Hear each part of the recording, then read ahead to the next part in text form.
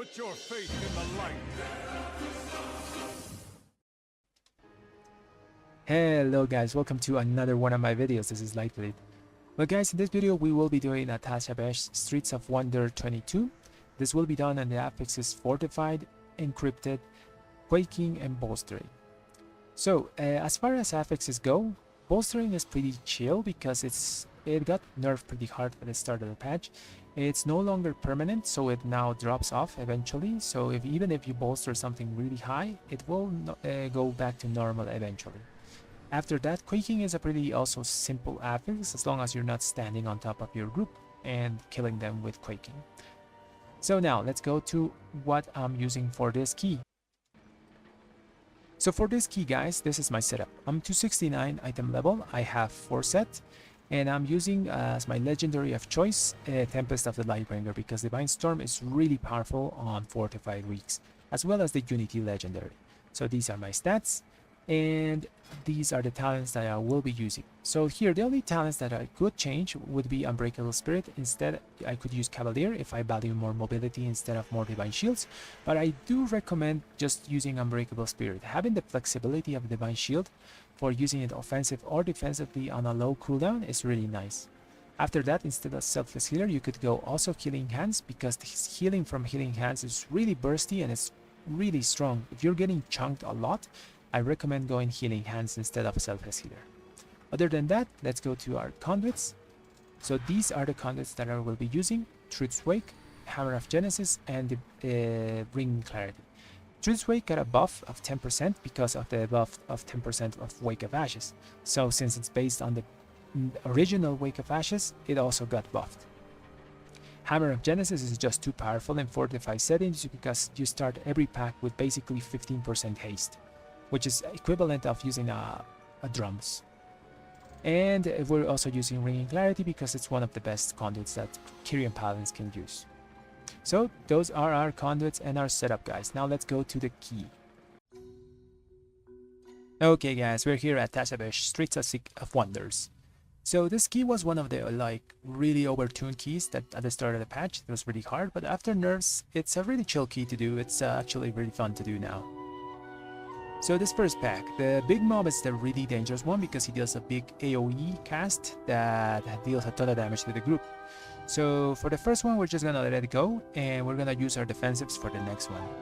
These the other two mobs only do like some grenades that they throw on the ground, and if you step on them you basically die.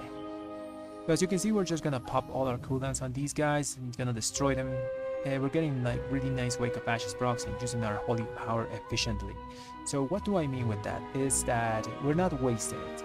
So for example, if you have 3 holy power and then you get a Wake of Ashes proc, use the 3 holy power first, then Wake of Ashes, then use another holy power spender. Because with the buff to our 2 set bonus, our Seraphim lasts 4 seconds and you have enough time to do it. Okay, so Tazavesh has a lot of mobs that cast, like a ton of them do a lot of casts. So as long as you're using your kick, you should be fine. There's some casts that are more important than the others, but as I said, as long as you're using your kick, you should at least manage to go through this place. Here we're gonna pull those 2 mobs on the side with the pack, and we're gonna kill the Ur mob here so we can get our cooldowns back. Cooldown reduction is really powerful for Retribution Paladins, and for my group especially it's really good because Demon Hunters also want to get a lot of cooldown reduction on their meta. So because he's playing Bentir and they do a lot of damage with that dot, and we want to get our wings back. So as you can see, that's Retribution Paladin sustain damage. It's pretty decent since we got now a lot of procs, the Wake of Ashes procs, Divine Purpose procs. Our sustained damage is pretty decent, so even without cooldowns we're dealing respectable damage. After we finish this pack, the next one is going to be a big one because we're going to be using all our buttons and we're also going to be using Lust. It's so nice that they changed Bolstering to drop off mobs and not be permanent. Before, like, mobs took ages to kill after they got bolstered, but now it's pretty chill. Pretty good nerfs to that affix. Was one of the weeks that normally you couldn't even pull big packs. Now you can kind of pull big packs if you can survive the seconds that the mobs are bolstered. Here we're gonna pop everything. We're gonna use our wings, our on our cooldowns. I accidentally opened my bags there, so you can't actually see the damage numbers, but you will be able. I'm gonna close it in a second. As you can see, we're still spending holy power efficiently, not wasting any holy power. Sometimes you can waste holy power if you like get a divine resonance judgment like randomly, you know. It's every 5 seconds, but it can take you by surprise. As long as you're using your Wake of Ashes procs efficiently, everything's going to be fine. These mobs are bolstered, so even though they're like big chunky mobs, they don't actually do much. Our protection warrior is really good at receiving hits, like melee hits of these mobs. The only thing they did was leave those lines, but we're not standing on them, so we're fine. Here we're gonna kill the pack, and as always the relic. Trying to interrupt as many casts as we can. If you kick these mobs, they're not very dangerous. They're mostly casters, so when they're meleeing, they don't do that much on the tank. Sadly here our mage has a DC and he also dies, so you have to take care of this pack, only me and the demon hunter.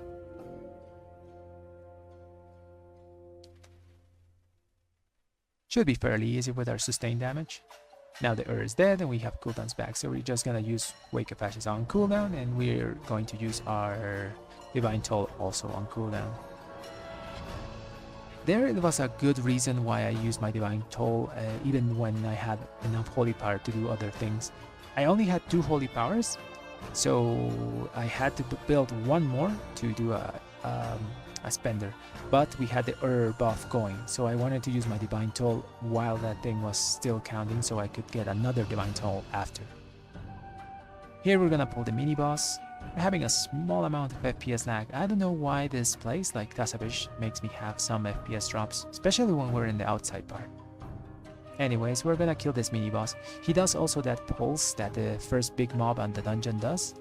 Big AoE damage. He also does a really fast cast that puts a dot on someone and also slows them. So try to interrupt that and try to interrupt as many of those bolts as you can, because they do hurt on the tank. Also, you play this, like, it's pretty fun to play this mob, like doing the lines and stuff, you know? If you play it correctly, you always have uptime on this mini boss. I had to use my lay on hands there because I was getting pretty low, and it's better to be safe than sorry, you know. It's only a 7-minute cooldown, so we should have it when we need it. We have so many defensive. We have Bob, we have Bubble, we can heal ourselves, so we should be fine. Now we go to the boss. So this boss is really annoying, both for melee and range. A bit more for range because he puts down that shield, so sometimes it goes around him, so sometimes like range characters can't actually even hit the boss. Melee can like go around it easier, but these swords are really annoying. Like you can see here, I'm trapped between the shield and the sword. What do? I have to run away and just move around it, you know? We're just gonna try to kill the Our wings is only 30 seconds off, so with this we should have it as soon as we get out of this mechanic. Not having wings at the start of a boss fight is kind of annoying because we use Hammer of Genesis. So normally we would have the 3 relics count as enemies and the boss as 1. So you normally have 4 stacks of Hammer of Genesis. And if you kill the relics fast, you can get the 5th enemy, so a 5th stack of your Hammer of Genesis whenever depending what relic you kill spawns, you know, depending the mob. We didn't have that, so we are just using our wings without that extra haste from Genesis Hammer. Here I got marked by interrogation, but I didn't actually see the thing, you know? So I just bubbled. It kind of acted weird. It told me that I had it, but it didn't mark me, and it marked me late. So just to be safe, I used my bubble there. Bubble is a flexible cooldown. It only has a 3.5-minute cooldown. On top of that, I'm using the conduit that reduces the cooldown whenever I take damage. And we use a lot of aura relics, so I have it pretty often. So if you're like feeling unsafe, just use your bubble. It's better to be alive and doing damage than dead. Here we're just gonna free our Demon Hunter. We're gonna use Divine Toll on that thing, just to free him fast so we can finish the boss. This boss is pretty chill and fortified. Tyrannical takes a while, you know, especially if your range is struggling to have uptime because of the shield. Anyways, the boss is dead. Now we're gonna pull this pack here and this other pack on the right. And we're gonna kill the Woe relic here. So we want that so we can skip those two big guys on the door. They have a lot of health, so on Fortified they're kind of a waste of time. We're just gonna try to kick stuff here so we can get everything close so we can cleave it efficiently. Now the Woe relic is out there. We have to kick it because it does a burst cast. My Demon Hunter has that kick. I'm just kicking whatever I think is dangerous for the tank. Just gonna use our wings here. It's fortified mobs. It's pretty good value to use wings. Gotta stop that stasis cast. It stuns someone for like 7 seconds, so it's really bad. Now we have the Woe buff and we're super fast. It's a fun buff to have. Like sometimes the speed is annoying though. You can just jump off ledges without noticing. As I said before, as long as you're kicking something in this place, you should be fine. So always wait for that bubble to spawn on you, like the dome, the white dome of the Woe. If not, you're not actually invisible, even though you have the buff. So we're gonna take the left pack. So this side is easier than the other side because we have a protection warrior tank. So they take a lot of magic damage. And this side has more physical than magic damage, so it's better for us. Also, we're trying to bait those beams on top of like behind us, so we can like move forward and not have to deal with the spinny things, you know. This mini boss isn't actually very dangerous. He only does like small annoying things on the ground, and that's pretty much it.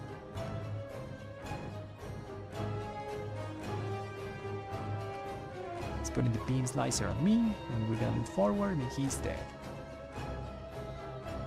Now we're gonna go to kill these two core hounds. So there's a special thing about these core hounds. They work exactly like the ones in the classic raid, like Molten Core. You have to kill them at the same time, or they will respawn. So the key here is to kill them at the same time. After that, you want to interrupt the ancient Hysteria cast that they do, or something like that, and because they get a buff because they get that thing. And try to kick as many lava breads as possible as well. So you have to assign 2 kicks, one on each for the Hysteria cast. That thing, ancient something, ancient dread. That thing has to be kicked. And you can assign the other DPS to just kick whatever lava bread they do, because it does considerable amounts of damage on the tank. As you can see, we're just cleaving them equally, so they die at the same time, so they don't respawn. After this, we're gonna kill this Direhorn. This is the similar Direhorn from BFA. He does a charge on a ranged character that's unavoidable, but you can actually cheese it if you stand on that pillar. My healer kind of dropped because there was Quaking, so instead of taking the Quaking, he took the Stampede from the Rhino, not the Rhino, the Triceratops. Anyways, if you stand on that pillar, you can avoid the Stampede if you're a ranged player. It's not a very difficult mob to play, he doesn't do much. These cats are pretty annoying. They're basically the same cats that appeared in Legion Dungeon and Darkheart Thicket. They jump and put a dot on someone. Random. So you can see there I have 2 dots. It's pretty dangerous, and I think I'm just gonna bop so they don't jump on me again. We're just gonna use our sustained damage to cleave them down. Pretty easy mobs to deal with, you know. We also have a lot of stuns in the group, so even if they jump, they're getting like stunned a lot. Just gonna use our things on cooldown. Divine Toll, Wake of Ashes. Very nice procs here.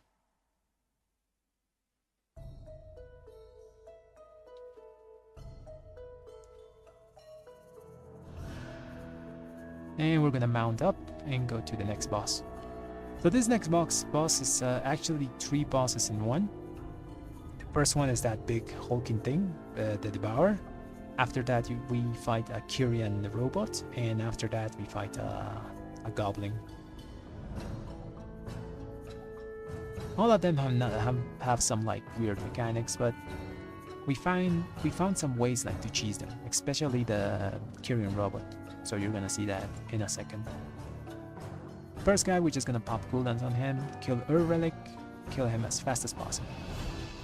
He's pretty annoying to deal with because he puts a lot of stuff in the ground and you have to get out of there. He pulls you into the middle. So he's pretty dangerous this week because of Quaking.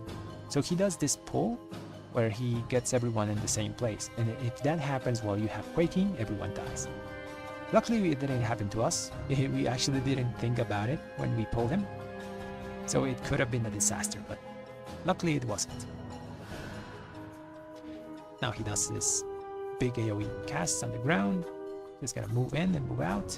And that's the pull, you know? If anyone gets Quaking there, well, if we get Quaking, we all die. Well, I can bubble, you know, but everyone else is going to like take a really good hit, a big hit. Now we fight the robot. Doesn't do much, he just hits and does puts AoE circles on 2 people. One can be dispelled. Normally we dispel the melee guy.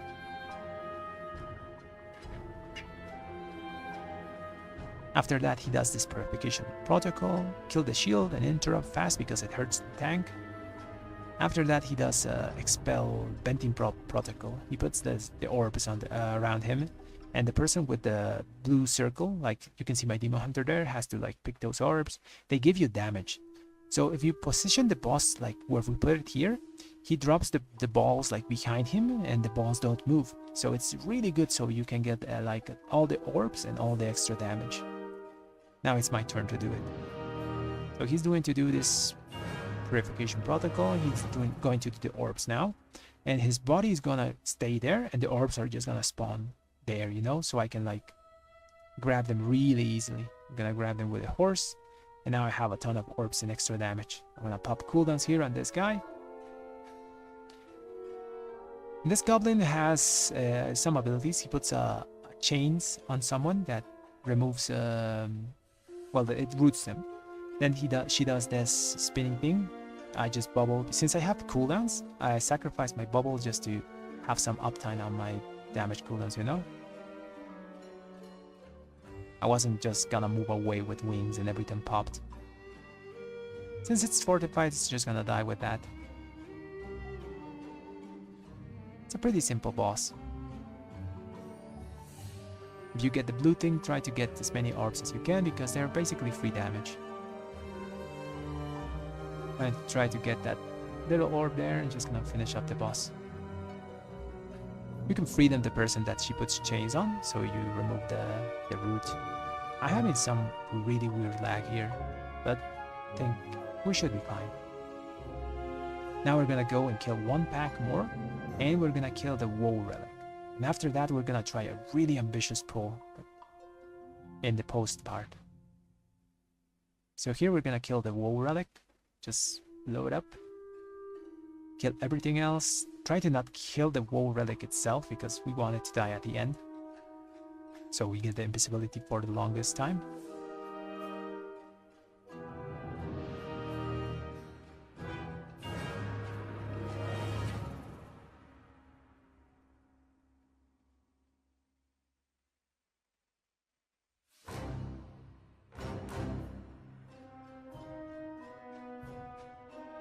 The Woe Relic doesn't bolster anything because it's an affix, you know, so it doesn't do much. Gotta stun these guys so they remove the shield. They don't do much, they're not casters. The casters in this dungeon are the most annoying part. The other mobs aren't that a big problem.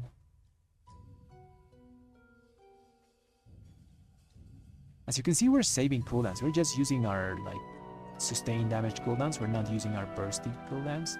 We have wings, we have everything because we're gonna do a very big pull here. You're gonna see in the postmaster part. Just gonna go around for safety. So my tank is going to go inside the post, get every single pack there, and bring it outside here. You shouldn't really try these pulls and bolstering because everything is gonna get bolstered because it's not gonna die at the same time. But it was worth a try, you know. Now you're gonna see the pull. So our goal here is killing the Aura Relic and killing as much things as possible, you know? If possible, kill everything. So we pop cooldowns, we pop everything. I pop my bop, so I don't get aggro of random stuff that may be around, you know. It also prevents me from taking damage from those elementals that throw junk mail and it's physical damage. I also have to sack my tank here because he's taking a ton of damage from the bolstering things, and eventually we die because the elementals are just too bolstered and they one-shot me. Yeah, they just throw junk mail and it's like 70k hits. One-shot the healer, one-shot me. Eventually everyone dies. We did clear a lot of them though, so the room is pretty empty now. We're not going to do that pull again. We're just gonna kill whatever is left one by one in the room, because we don't have cooldowns as well. But it was fun to watch, right? In any other week, we should have been able to do that pull. It's just bolstering was kind of a risky call, but we did it just for fun.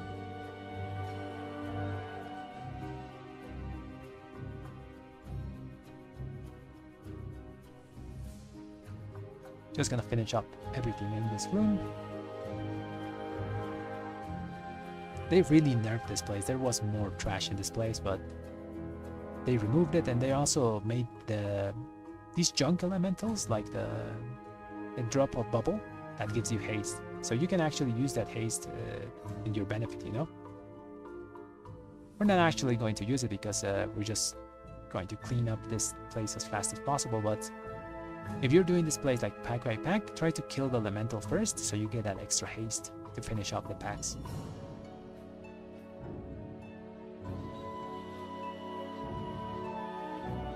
Here we're trying to kill the mobs that are like highest health, so you don't bolster them. That bubble is really nice, it gives you a lot of haste.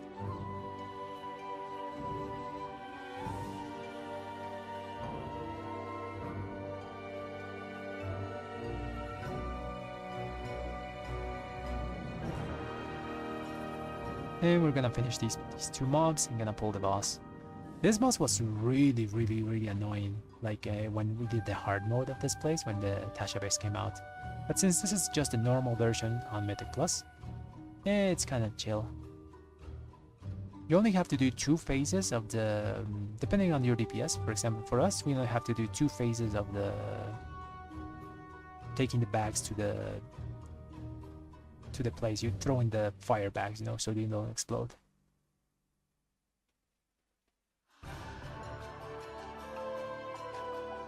We're gonna kill the other relic as well because we want cooldowns. I'm gonna soak that thing here because it's too close to melee.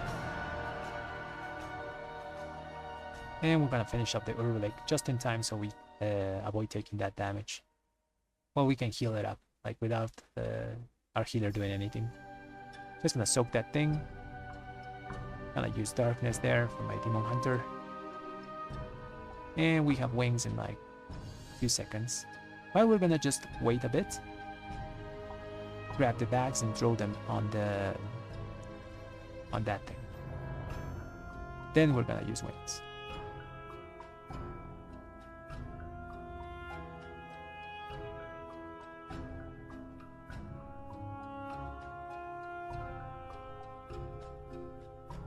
As I said before, using wings like in the middle of a fight and not at the start is kind of annoying because we want to have that extra haste from Hammer of Genesis, you know? It's really nice when we can start a fight with wings. Since the relics count as enemies, you have 4 enemies there, you kill the relics, and then you have your 5th enemy and you extend your Hammer of Genesis buff. It's pretty powerful.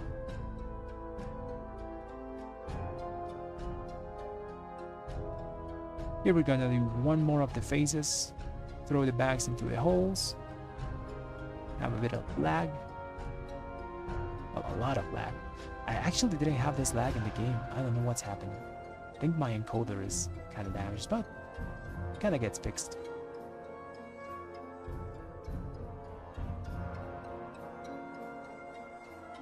We're just gonna finish up the boss, ignore every other mechanic. We really don't have to do anything else. And after that, we have to go to the event.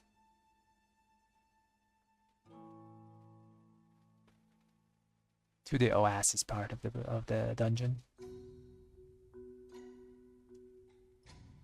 They also nerfed that part because before the person that was moving around the object couldn't do abilities. Now they can. So if you give it to one of the most mobile persons in your group, especially like in our group, our Resto Druid is really mobile, the other DPS can just kill the mobs.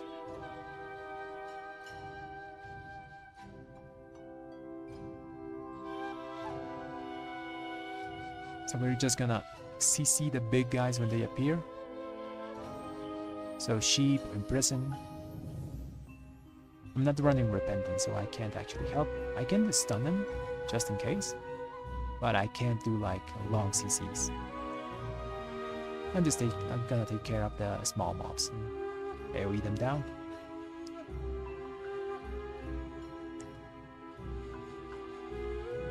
Here another big one is going to appear and we're gonna sheep it. Our mage is going to polymar him. Braum is attacking him, so it's removing the poly, which is a bit annoying. But it's gonna bring all the smallies here and just AoE them down, you know. The tall guys aren't going to despawn, but they're gonna stand there like doing nothing. They are going to drop combat with us, so they're not going to follow us in here, so we can do the boss normally. But something really funny is going to happen when we go out of here, so just wait for that. Now we're gonna do the instrument part. Gonna get our notes so we get extra haste and damage. The instrument make this boss like really a joke. He's gonna die like really fast. But we make a small mistake in one part. You're gonna watch that.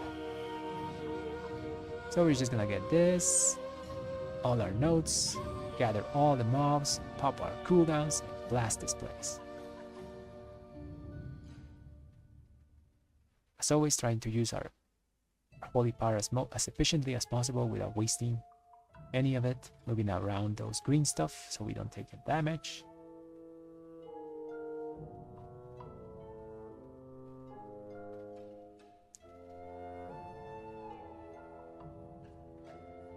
Very nice. Everything's dead. Well, not dead, but it ran away.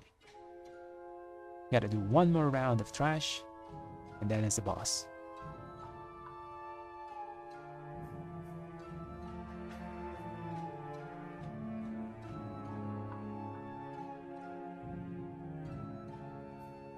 I like these types of fights. They're kind of gimmicky, but it's something out of the normal, you know?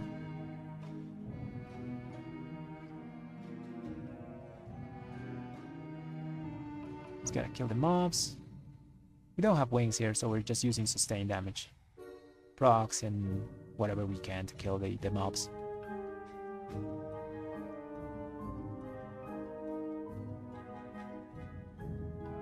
The tier set of Red Paladin is really good. I really like it now with all the buffs that it's got. Although I still wished, instead of Wake of Ashes, we just got wings, like 4 seconds of wings, instead of the Wake of Ashes proc, but we can't always get what we want, you know? Here I kind of missed my note there. I was kind of slow. Just a bit distracted. Gonna grab all the notes that we can, and then the boss is going to spawn. And here we're gonna make a small mistake.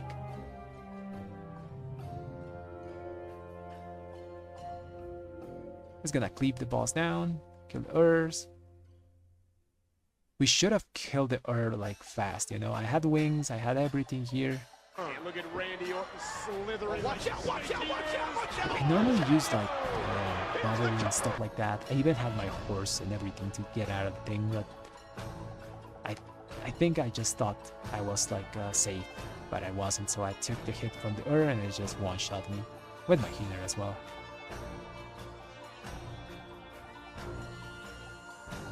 A bit unfortunate because we just popped cooldowns.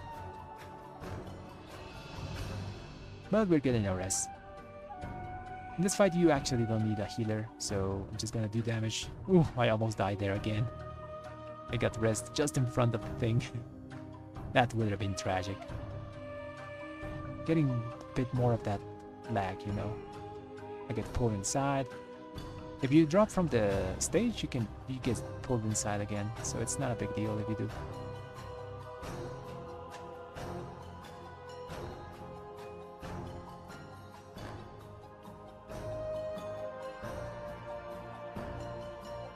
And the boss is dead. Sadly, we don't have horse now, so we have to walk.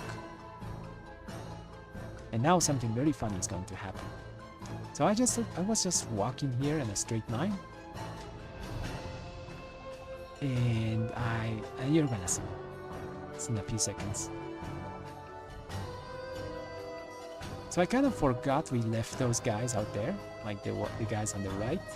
And you're gonna see I'm just walking my way here. Surprise, motherfucker! I'm just gonna get a rest. I was kind of alt-tabbying, and I forgot the thing was there. Got my rest, and we can go. The only thing we have left is the last boss, and we have 9.5 minutes. Oh, we have to do some trashing. But basically, yeah, we only have to kill the boss and a bit of thrash here.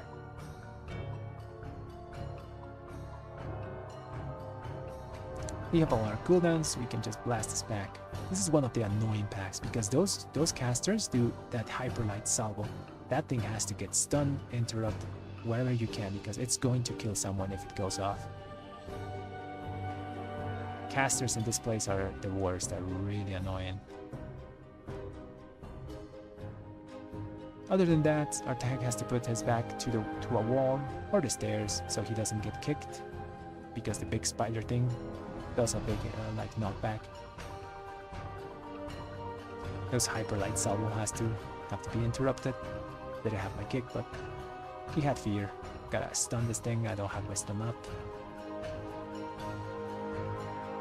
and we're just gonna kill it. After this, we have to kill the mini boss there, and we have a way to cheese it so we don't have to move as much. It's not as efficient in Quaking week because we have to stand like in place, but in any other week it's a really good place to play this mini boss. As you can see, our range are behind that little wall thingy, so even if you get pulled like I am here, you can just hit the boss without dealing damage to your range. But then there's Quaking, you know? Quaking happens and you gotta move, so this strategy is really good on any other week. This week is also good, just gotta move out with the Quaking. So I'm just moving away to prevent anything from happening, you know?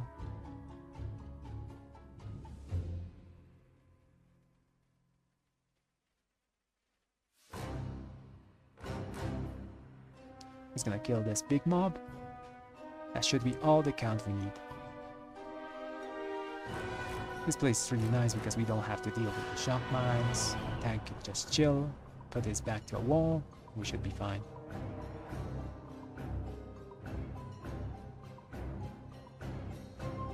Now for the last boss.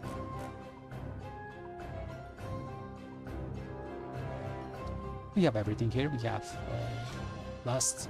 We have all our cooldowns. So we're just gonna blast this boss. We have 7 minutes to do this, so this key is practically time. Without all the mistakes, we probably could have two-chested this place.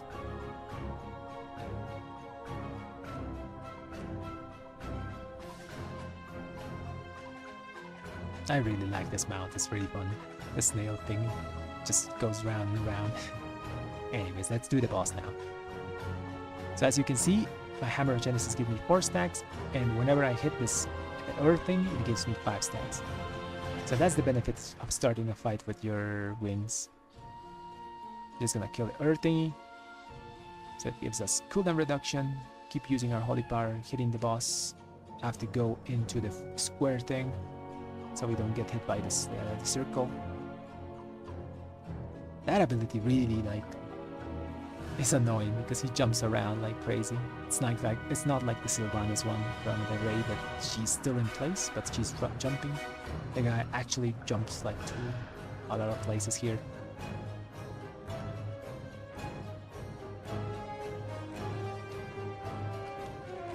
I think we have to do a few more of those circles, at least one more. We push the boss really fast, so he's like not doing a lot of its mechanics. He's going to do one more divide. Then he's gonna do another circle, but he's not doing its double technique ability because we pushed him fast.